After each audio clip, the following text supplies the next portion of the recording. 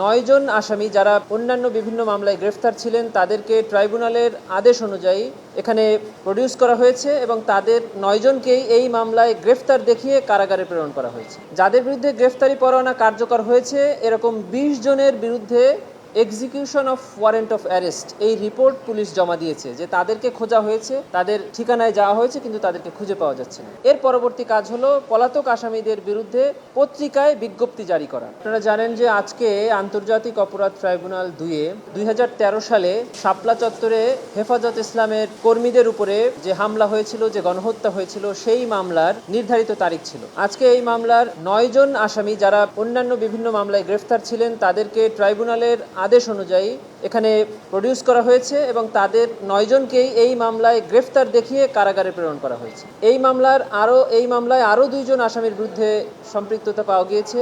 তাদের বিরুদ্ধেও আজকে ট্রাইব্যুনাল গ্রেফতার যেহেতু তারা আছে তাদের এগেনস্টে প্রোডাকশন ওয়ারেন্ট জারি করেছে এবং তাদেরকেও এই ট্রাইব্যুনালে আগামী তারিখে হাজির করা হবে। এই মামলায় যেহেতু 41 জন আসামি, যে সকল আসামিরা পলাতক আছে তাদের বিরুদ্ধে গ্রেফতারি পরোয়ানা এর আগেই ট্রাইব্যুনাল জারি করেছিল। তাদেরকে পুলিশ গ্রেফতার করতে এখনো পারে নাই, যার কারণে ট্রাইব্যুনালে হাজির করতে পারে নাই। যাদের বিরুদ্ধে গ্রেফতারি পরোয়ানা কার্যকর হয়েছে এরকম 20 জনের বিরুদ্ধে execution of warrant of arrest এই রিপোর্ট পুলিশ জমা দিয়েছে যে তাদেরকে খোঁজা হয়েছে, তাদের ঠিকানায় যাওয়া হয়েছে কিন্তু তাদেরকে খুঁজে পাওয়া যাচ্ছে না। কিন্তু আরও প্রায় 10 জনের বিরুদ্ধে এখনও এই এক্সিকিউশন অফ ওয়ারেন্ট অফ অ্যারেস্টের রিপোর্ট পুলিশ ট্রাইব্যুনালে জমা দেয় নাই, যার কারণে এই একই আদেশ পুনরায় ট্রাইব্যুনাল দিয়েছেন যে আগামী 3রা সেপ্টেম্বর 2026 এই তারিখে বাকি যে আসামিদের বিরুদ্ধে রিপোর্ট জমা দেওয়া হয় নাই সেই রিপোর্টগুলো যেন পুলিশ জমা দেয় এবং যে 2 জনের বিরুদ্ধে প্রোডাকশন ওয়ারেন্ট জারি করেছে তাদের সহ এই 11 জনকেই আগামী 3রা সেপ্টেম্বর ট্রাইব্যুনালে হাজিরের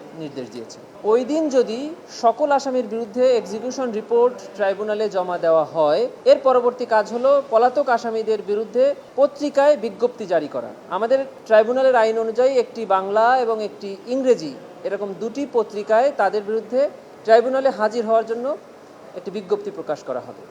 এরপরেও যদি তারা হাজির না হয় বা তাদেরকে গ্রেফতার করা না যায় তবে পলাতক আসামির বিরুদ্ধে স্টেট ডিফেন্স এঙ্গেজ করে এই মামলার পরবর্তী কার্যক্রম পরিচালিত হবে।